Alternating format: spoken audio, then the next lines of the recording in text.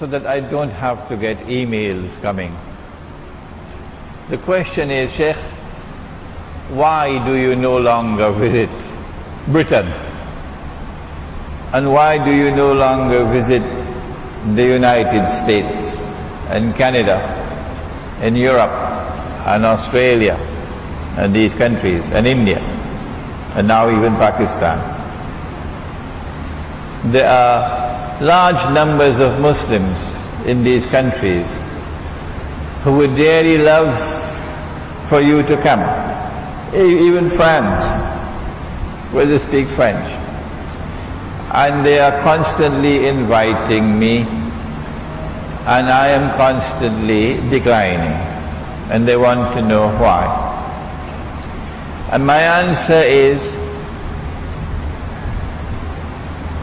that I do so for the same reason that Nabi Muhammad alayhi salatu wasalam made hijrah from Mecca. Why did he leave Mecca? Answer: because of a problem of security. And I choose not to go to these countries because of a problem of security. That's my first answer. And I should have the freedom to decide what is security for me. But there's also a second reason.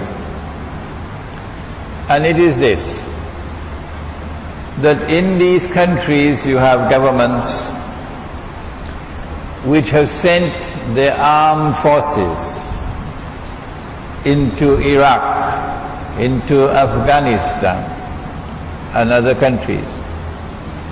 And these armed forces are waging unjust war on my people, barbarian war on my people, war with no law of ethics, war which does not discriminate between combatants and non-combatants, war in which you kill women and kill children and destroy homes and kill innocent people, and you don't care at all about it. You call that collateral damage.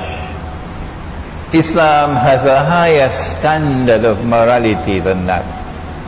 Islam has something far superior to offer to mankind, an ethics of warfare which is far superior to your barbarian ethics of warfare. And so out of respect for the blood of my people, out of respect for those who are fighting you so courageously, sometimes only with stones in their hands, out of respect for them and in solidarity with them, I choose not to put my foot in your territory.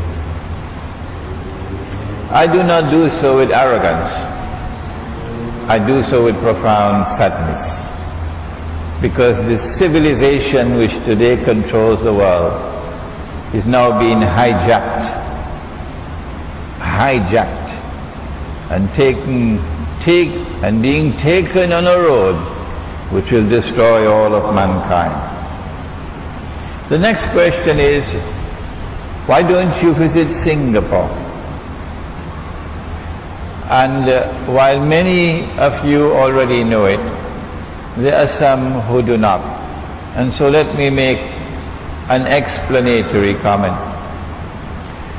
I have had profound affection for Singapore because my teacher's teacher, Maulana Abdul Alim Siddiqui rahimahullah, visited Singapore many times in the 1920s, 1930s.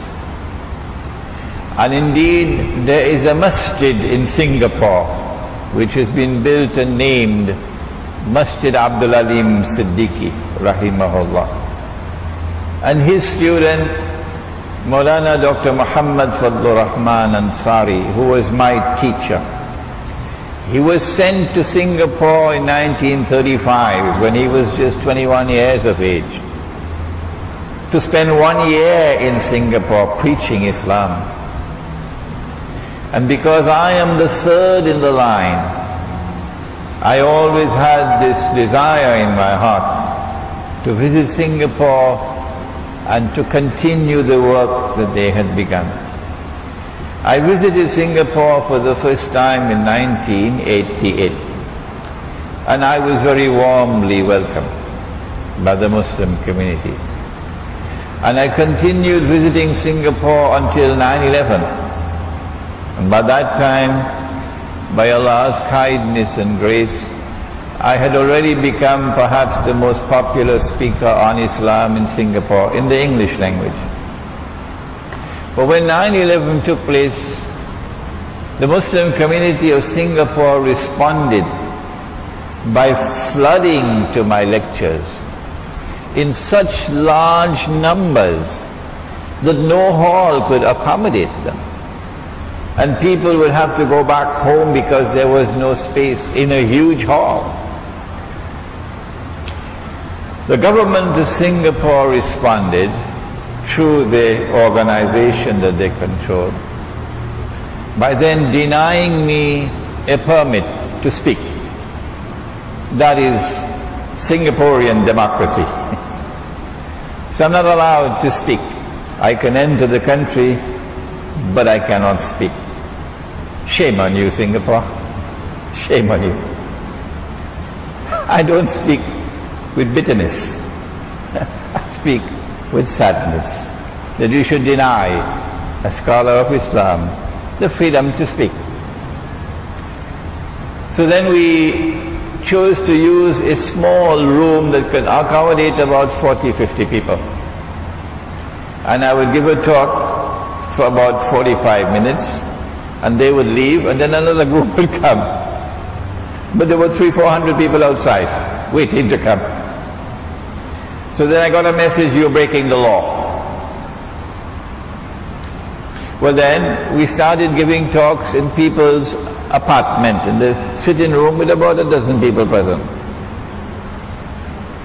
And then finally they decided that they cannot allow me to enter the country. So the only country in the world, the only one in the whole world, which denies me entry into the country is Singapore. And I have a message for Singapore. You have pursued a terribly foolish policy, terribly foolish, in becoming Israel's greatest ally in this region. It was terribly foolish of you to become little Israel, because you were not looking far enough ahead. You could not anticipate that Israel is one day going to wage great wars.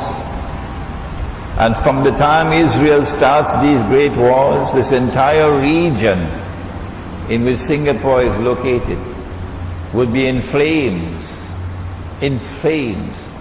Those great wars are about to start. Maybe this year, maybe next year. And when those great wars start, I feel sad for you, Singapore. What is the fate which now awaits you?